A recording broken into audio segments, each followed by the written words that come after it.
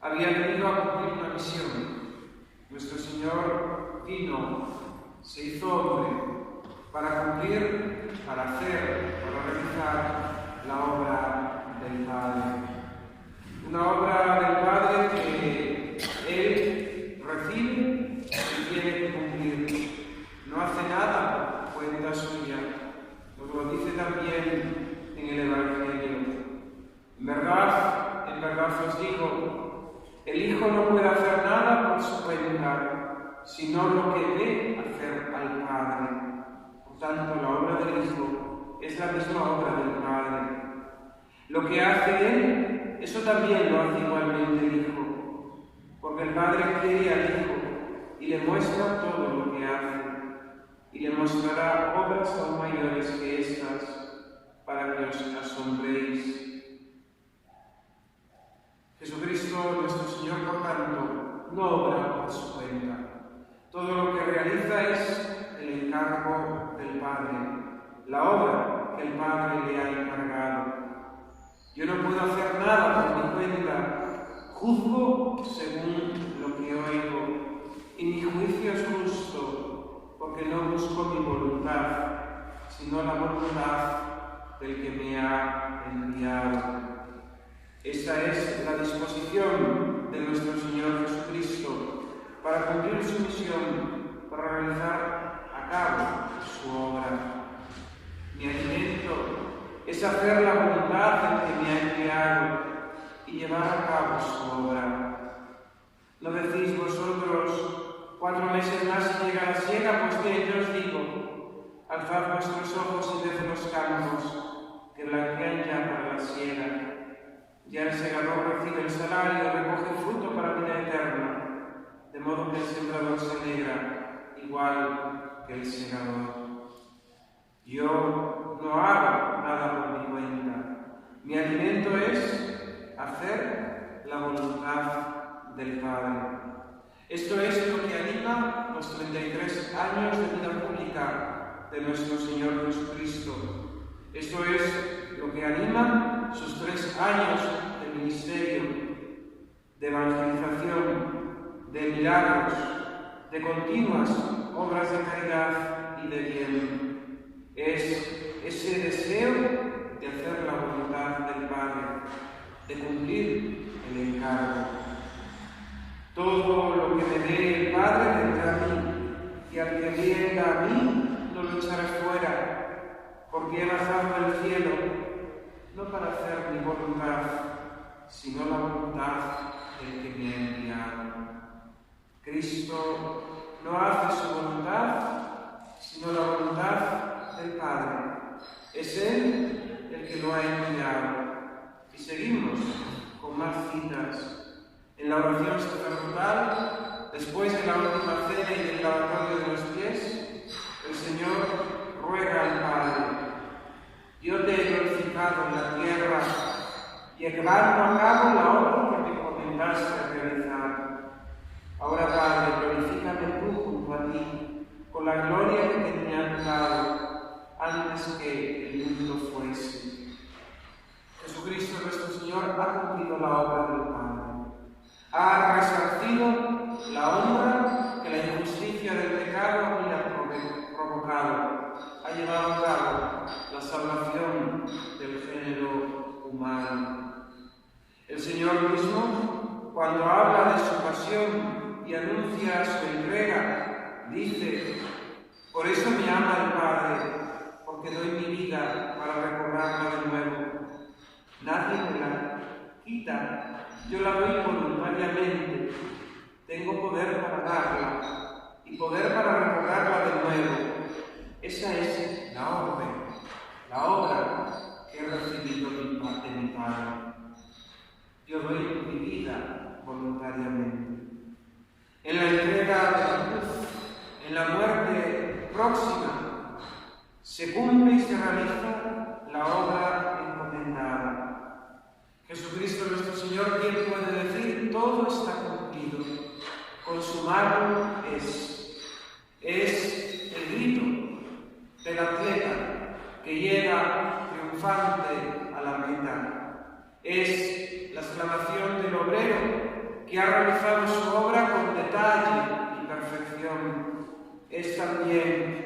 exclamación del siervo que ha realizado lo que su Señor le ha mandado. Al contemplar a Cristo en la cruz, pronunciar nuestra sexta palabra, todo está cumplido, ha de venir a nuestra memoria también la primera página de la Sagrada Escritura. Dios obrero, Dios creador, Dios que realiza esa primera obra de crear todo cuanto existe. Y nos va diciendo la Sagrada Escritura, el texto, que después de cada obra vio Dios que era bueno. Pasó una tarde, pasó una mañana. Y al final, ya cuando creó al hombre y lo situó en el Edén, el Señor dice, vio Dios que todo lo que había hecho era bueno y descansó el séptimo día. Hay un paralelo entre la obra de la creación y la obra que Cristo realiza en la cruz. La nueva creación realizada por la obra redentora de Cristo.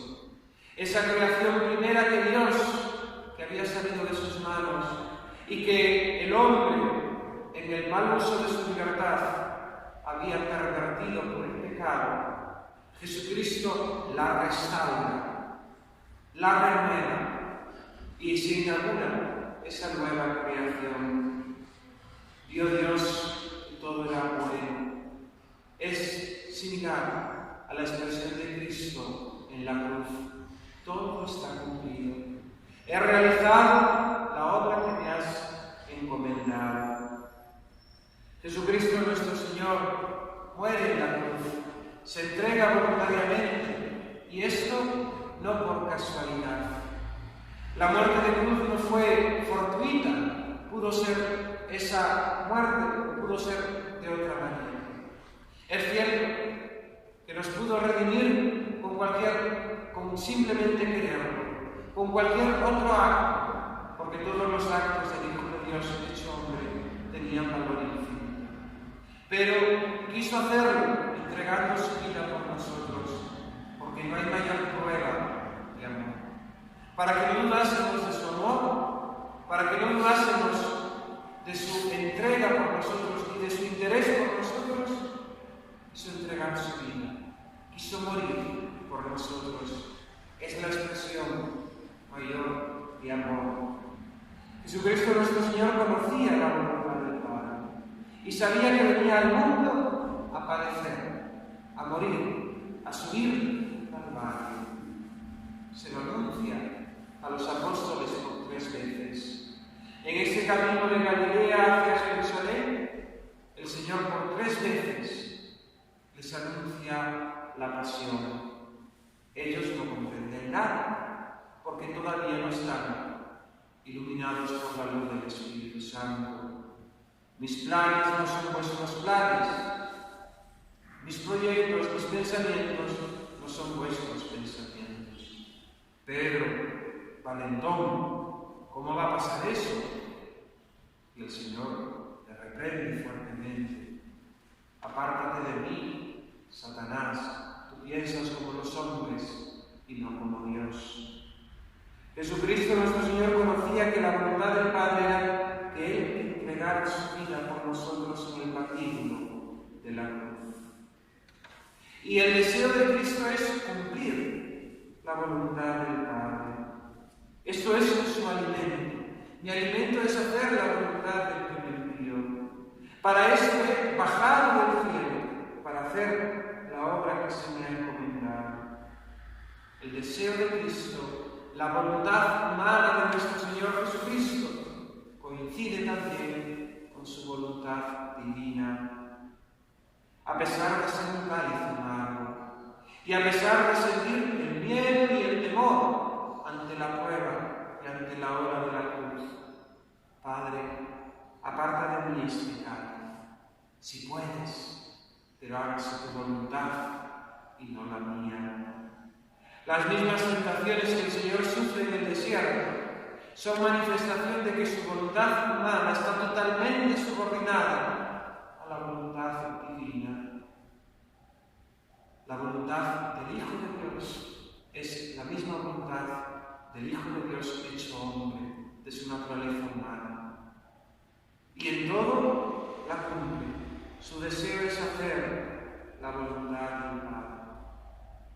Pensemos cuántas veces el Señor, en esos retiros de oración que hacía por las noches a lugares solitarios, estaría pidiendo al Señor, pidiendo al Padre hacer su voluntad.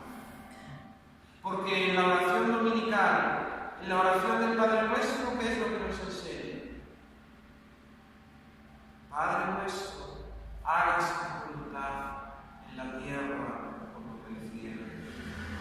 Y dice San Cipriano, la petición no es porque la voluntad de Dios no se realice, porque queramos o no, la voluntad de Dios se realiza a pesar de nuestra libertad. Pedimos eso en el Padre Nuestro y el Señor nos ha enseñado a pedir eso en el Padre Nuestro para que nosotros hagamos su voluntad con la misma obediencia, con la misma perfección, como en el cielo los ángeles le obedecen, así también nosotros aquí en la tierra le obedezcamos. El Señor ora para que se haga su voluntad. Lo vemos en Getsemaní y lo vemos también en la oración sacerdotal. Padre, ¿qué te voy a decir? ¿Que apartes de mí este cáliz? Para eso he venido. Jesús, nuestro Señor, cumple la voluntad del Padre, la lleva a cabo. No solamente la conoce, no solamente tiene el deseo, no solamente tiene la fuerza para realizarla, sino que la lleva por obra, la pone por obra. Y la manifestación de que la ha puesto por obra es la cruz.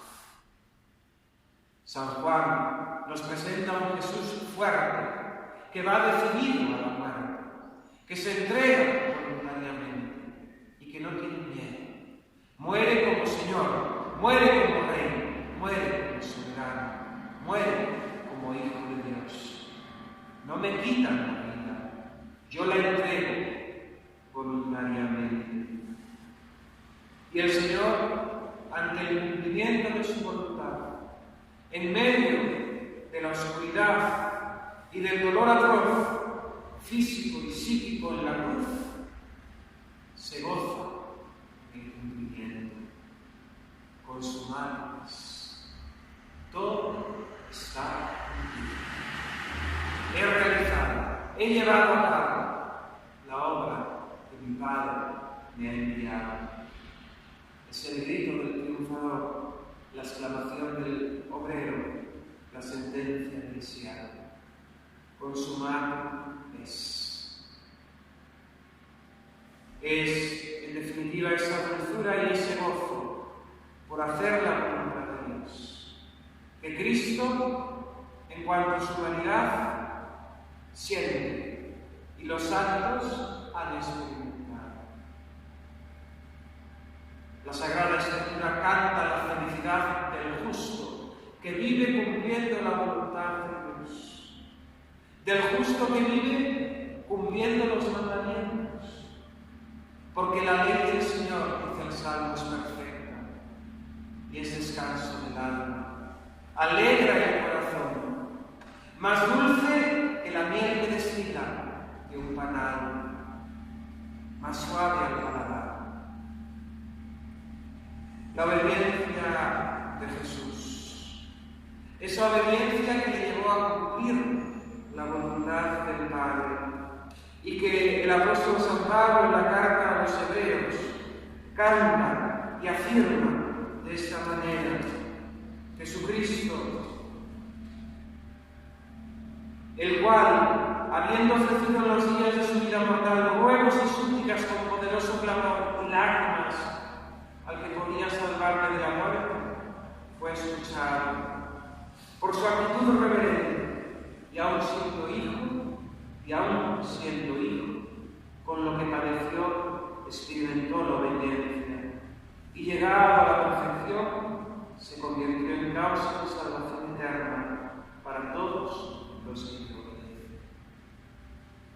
Cristo obedeció, y por su obediencia se ha constituido en causa de salvación eterna para todos aquellos que le obedecen. Si sois mis discípulos, guardaréis mis palabras, cumpliréis mis mandatos. El canto que el apóstol San Pablo recoge en la carta a los filipenses y que se nos leía el domingo de Ramos como la epístola de la Santa Misa, nos habla también de esa entrega de Cristo, de esa entrega de nuestro Señor Jesucristo por obediencia al Padre. Nuestro Señor Jesucristo, siendo Dios, no retuvo ávidamente su condición divina, sino que tomando la condición de esclavo, haciéndose semejante a los hombres y apareciendo en su forma externo como hombre, se humilló a sí mismo, obedeciendo hasta la muerte y muerte de cruz. Lo mismo recoge en la carta a los romanos el apóstol San Pablo, como la obediencia de Cristo ha sido para nosotros causa de salvación eterna. En efecto, así como la desobediencia de un solo hombre, Adán viejo, todos fueron constituidos pecadores, así también por la obediencia de uno solo, el nuevo Adán, Cristo, todos serán constituidos justos. La obediencia de Cristo fue total, una entrega total, sin reservarse nada. Sometimiento libre a la voluntad del Padre. Y en Cristo tenemos nosotros el modelo de nuestra obediencia. A este que ha sido constituido sacerdote eterno, a quienes le obedezcan por su obediencia, nosotros seremos santificados, nosotros tendremos vida eterna. Recordemos aquí nuevamente el principio y fundamento de los ejercicios espirituales. Hemos sido creados ¿para qué? Conocer, amar, obedecer a Dios en esta vida, para gozarle por toda la eternidad. Obedecer a Dios nuestro Señor. También nosotros tenemos que exclamar: todo está cumplido. En Cristo, nuestro modelo de obediencia, tenemos nuestro camino, nuestro ejemplo, nuestro parangón. Todo está cumplido. Como Jesucristo, nosotros también debemos conocer la voluntad de Dios. Una voluntad de Dios no general, sino una voluntad de Dios que se expresa y es concreta. Tan expresa y tan concreta que está recogida en los 10 mandamientos. No tenemos que buscar, ni investigar, ni darle vueltas al libro. Los 10 mandamientos. Eso que nos enseñaban de niños cuando el catecismo.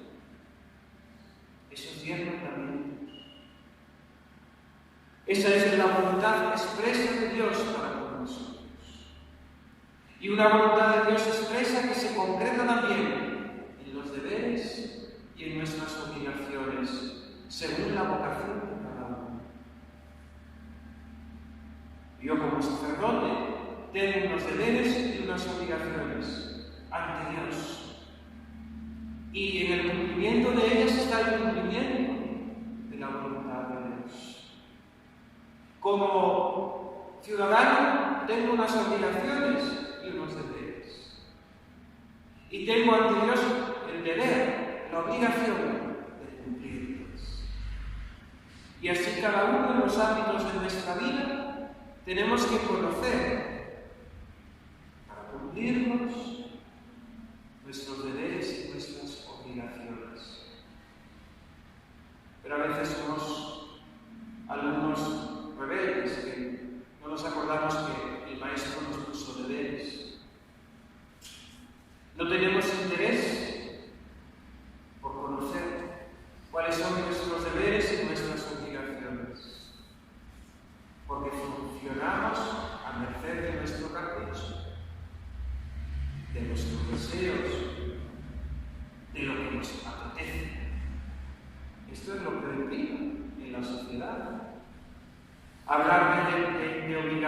oigo hablar de deberes, a la gente le regoca, se ponen nerviosos. Hay una revolución interior. Queremos libertad. Queremos hacer lo que nos da la gana.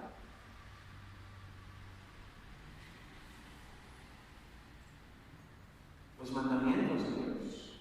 ¿Cuántas veces hemos escuchado aquello de yo no mato ni robo? Ya, no me tengo que confesar. ¿No matas ni robas? Habría que verlo. Pero aparte, esos son 2 mandamientos. Hay 8 más. Es necesario formar nuestra fe, formar nuestra conciencia, para conocer plenamente cuál es la voluntad de Dios expresada en esos mandamientos y los deberes y obligaciones que tenemos, cada uno según nuestra condición. Porque si no, andaremos desorientados. Yo no tengo obligación de un padre de familia. Tengo la obligación de sacerdote y tengo que saber cuáles son mis obligaciones. Yo no tengo la obligación de la casada porque soy soltera. Entonces, mis deberes, mis obligaciones son distintas. Yo soy casado, pues no soy soltero. Tengo que saber cuáles son mis obligaciones como esposo. Cada uno según la vocación que Dios le ha encomendado.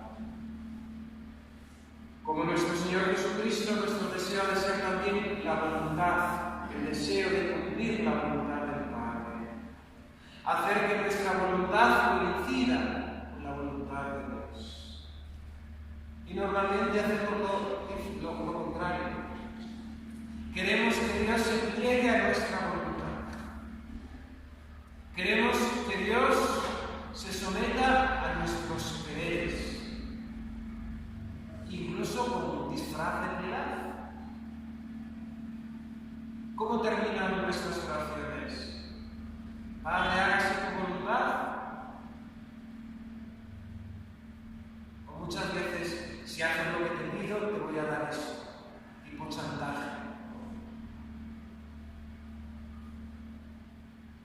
¿Cómo nos conformamos nosotros a la voluntad de Dios? Porque queremos que Dios haga nuestra propia voluntad. Que haga lo que nosotros queremos. Y es al revés. Que somos nosotros las criaturas y Él es Dios. No somos nosotros los dioses. Que nosotros somos los que tenemos que obedecer. Es lo que nos toca.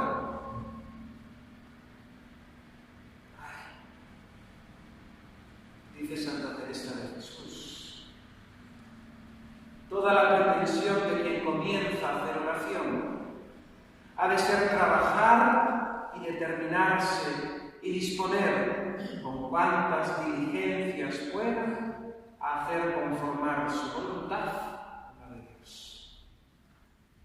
Qué bien lo expresa la Santa.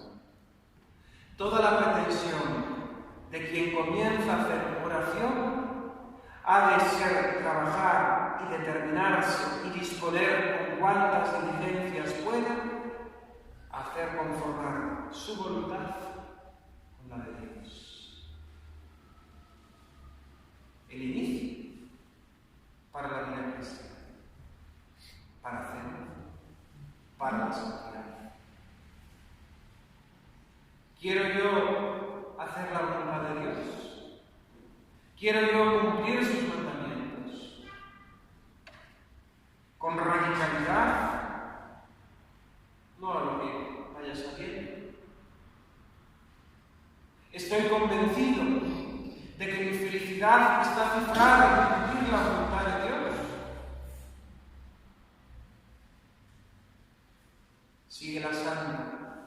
En esto consiste toda perfección que se puede alcanzar. voluntad con la de Dios. Seremos santos cuando nuestra voluntad sea la misma que la voluntad de Dios. Porque queremos cosas distintas, porque buscamos cosas distintas, porque nos apetecen cosas distintas. La conversión, ese giro, volvernos hacia Dios, es en definitiva esa búsqueda de conformar nuestra voluntad con la de Dios. Quien más perfectamente tuviera esto, es decir, quien más perfectamente hubiese conformado su voluntad con la de Dios, más recibirá del Señor y más adelante está en este camino. Y en esto consiste todo nuestro bien. Traduzco, en esto consiste nuestra salvación. Todo nuestro bien, nuestra salvación. Cuando leemos esas vidas de santos llenas de gracias y de prodigios, ¿qué vemos? Como esos hombres y como esas mujeres fueron capaces de conformar su voluntad con la voluntad de Dios. Hicieron de sus quereres el querer de Dios. Sus gustos eran los de Dios y Dios habitaba en ellos y se derramaba. Pero claro, el Señor que encuentra en nosotros continuamente resistencia a su voluntad, resistencia a su voluntad, resistencia a su voluntad. Es como nos hemos impermeabilizado y por mucho que llueva no nos mojamos. Por mucho que caiga la gracia, por mucho que el Señor se derrame, no entra. Porque nos resistimos, como ese mulo cuando no quiere moverse. Eso somos nosotros, con la voluntad de Dios y con la gracia. El Señor nos enseñó en el Padre Nuestro a pedir: hágase tu voluntad. Y todo lo que se contiene en el Padre Nuestro, dice San Ildefonso en su comentario al Padre Nuestro, es lo que tenemos que pedir. Y lo que ahí no se contiene, no lo tenemos que pedir. Pues lo que tenemos que pedir es: hágase tu voluntad. Que yo haga tu voluntad aquí en la tierra, como los ángeles y los santos la hacen en el cielo. La oración es la que nos ayuda a tener discernimiento de qué es la voluntad de Dios y cómo la debo cumplir en mi vida y cómo se concreta la voluntad de Dios en cada momento de mi historia.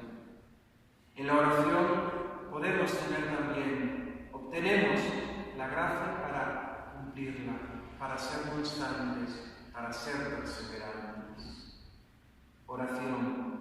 Si no oramos, no podemos cumplir la voluntad de Dios. Y nuestro Señor realizó a cabo la obra del Padre que le había mandado, cumplió su voluntad. También nosotros tenemos que ponerla por obra. Fijaos, en un retiro de sacerdotes, nos hablaba un sacerdote a aquellos que estábamos allí, éramos sacerdotes jóvenes de la diócesis, y nos predicaba que tenemos un problema, y es que pensamos que por hablar las cosas y por saberlas, ya las estamos cumpliendo. Nosotros los sacerdotes somos expertos en hablar de las cosas de la religión, y podemos hablar mucho de la oración, y podemos pensar que oramos mucho, cuando nunca nos sentamos a orar. Una cosa es lo que pensamos, y otra cosa es la que hacemos. Y podemos ser tan tontos que podemos pensar cosas muy buenas y pensar que las estamos haciendo cuando realmente no las estamos pidiendo. tenemos que poner en práctica la voluntad de Dios, con obras concretas. Esas obras de misericordia, 14, 7 corporales, 7 espirituales. Pero muchas obras, ya sabemos que las obras de misericordia son infinitas porque la caridad es infinita. Y el proceso para ponernos a cumplir la voluntad del Padre es costoso al principio. Lo dicen todos los maestros de vida espiritual. Cuando uno quiere hacerle la guerra al pecado y quiere caminar en la voluntad de Dios, el inicio de ese convertirnos, ese dar la vuelta al timón, es complicado. Nos afrenta continuamente la tentación, el desánimo, el desaliento. Se nos presenta un camino duro, arduo. El camino que lleva a la vida es un camino angosto. El camino ancho nos lleva a la perdición. Lo dijo el Señor. Pero en la medida en que uno va renunciando a su propia voluntad y va haciendo la voluntad de Dios, ese camino se hace cada vez más ligero, más fácil, porque ya el hábito de la virtud está creado en nosotros. Finalmente, si así, habiendo conocido la voluntad de Dios, haciendo coincidir nuestra voluntad con la voluntad de Dios, ayudados por la oración, poniéndola en práctica, sentiremos el gozo de la obra bien hecha, de la obra cumplida. Como el Señor, también nosotros en la cruz de nuestra propia vida podremos decir, consumado es, todo está cumplido. Me recordaba este consumado es y el gozo del Señor a las palabras que pronuncia en aquella parábola de los talentos. Cuando un hombre importante se ausenta, llama a sus siervos y le entrega a cada uno los talentos. Estos los hacen producir, menos uno de ellos. Y cuando el Señor regrese y le pide cuentas, a esos dos primeros hay una frase muy hermosa, que la podemos aplicar siempre al deber cumplido, a la voluntad de Dios realizada. Bien, siervo bueno y fiel, en lo poco has sido fiel, te daré el premio en lo mucho. Has sido fiel en lo poco, te daré el premio en lo mucho. La satisfacción que nos dará llegar al momento de nuestra muerte, habiendo cumplido la voluntad de Dios, eso no hay goce y no hay felicidad más grande comparable. Porque así entraremos en el gozo del Señor y entraremos en esa beatitud y veremos que todo aquello a lo que renunciamos, todo el sufrimiento, dolor, lágrimas que tuvimos que pasar para cumplir la voluntad de Dios, todo eso será satisfecho plenamente, en abundancia, superabundante, por el premio que de Dios vamos a recibir. Jesús lo compara también, ¿verdad?, a esa mujer que da luz, esos dolores de parto tremendos, que después, cuando esa madre ve a su hijo por primera vez, se olvida.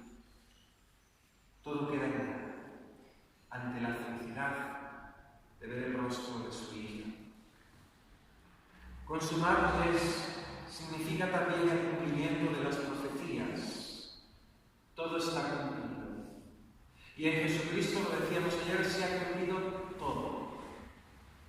Ni una tilde, ni una letra de la ley dejará de cumplirse. Cielo y tierra pasará. La palabra de Cristo se cumple. Y Él vendrá a juzgar a vivos y muertos. Consumado es significa también que se ha terminado el poder concedido al Satanás y a los hombres sobre Cristo, como también que se han terminado también las limitaciones humanas, la sed, el hambre, el cansancio, la enfermedad. Consumado es significa también que el sacrificio se ha realizado.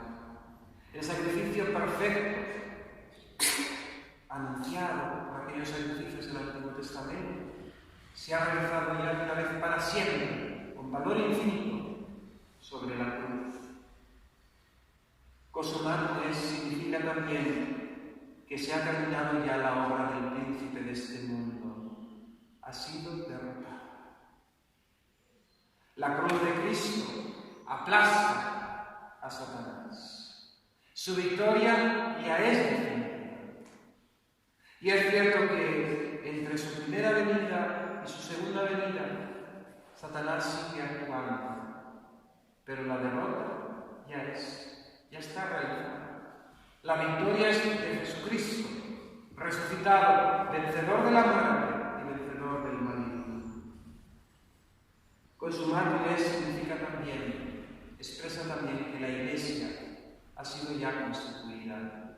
La obra de fundación de la Iglesia culmina en la cruz.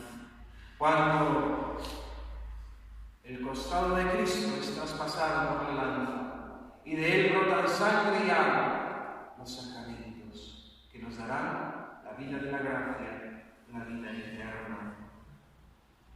También nosotros debemos ofrecernos y obedecer. También nosotros, como cristianos, tenemos que ofrecernos en sacrificio. Y esta es la mística y la espiritualidad de la Santa Misa. Por la misericordia de Dios os exhorto, dice el apóstol San Pablo, a que ofrezcáis vuestros cuerpos como una víctima viva, santa, agradable a Dios. Este será vuestro culto espiritual.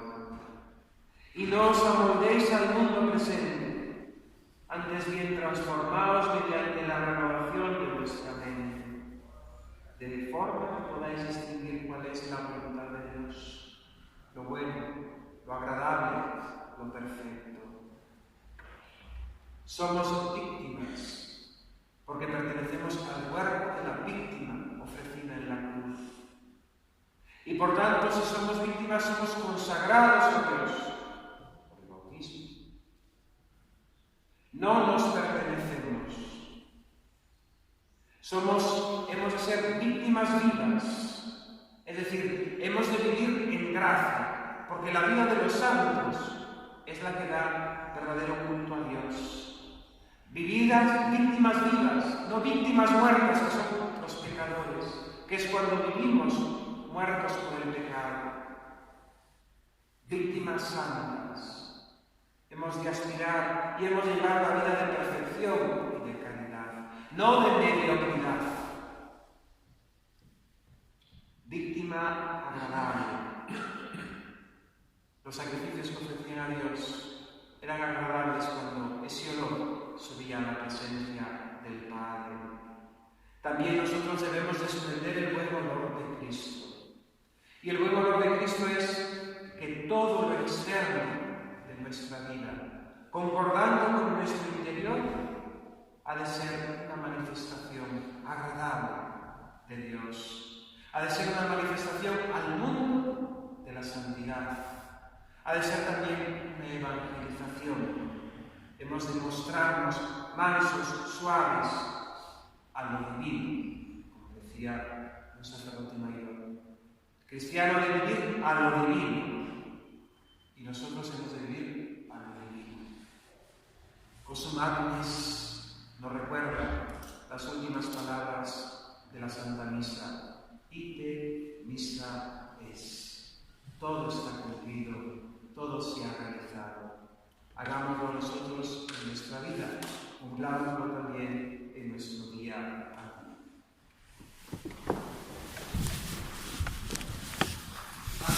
Gracias, amigos de Dios, por Señor. Amén. Sagrado Corazón de Jesús, Inmaculado Corazón de María, Glorioso Patriarca San José,